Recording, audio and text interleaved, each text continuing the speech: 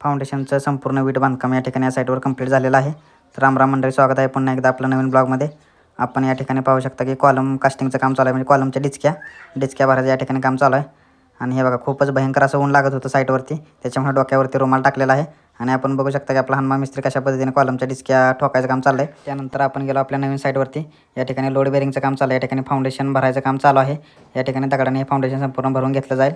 त्याच्या शेजारी आपली ही बघा स्लॅब लेवलपर्यंत पूर्ण झालेली साईट आहे। या ठिकाणी स्लॅब लेवलचं संपूर्ण बांधकाम झालेलं आहे, आपण क्वालिटी बघू शकता। त्याच्यानंतर गेलो आपण एका साईडवर प्लास्टरचं काम चाललं आहे।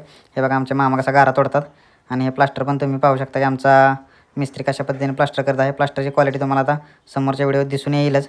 आपण दुपारनंतर पुन्हा एकदा या साईडवरती आलो होतो। हे बघू शकता प्लास्टरचं काम कसं आहे, एकदम क्वालिटीमध्ये आपल्या मिस्त्रीकडून या ठिकाणी काम चालू आहे। आणि त्याच साईटवर वायरिंग ओढायचं पण काम चालू होतं। आमचा राजू इलेक्ट्रिक आणि त्याची संपूर्ण टीम या ठिकाणी वायरिंग ओढत होती। चला तर मग मंडळी, भेटूया आपण आता पुढच्या ब्लॉगमध्ये। धन्यवाद।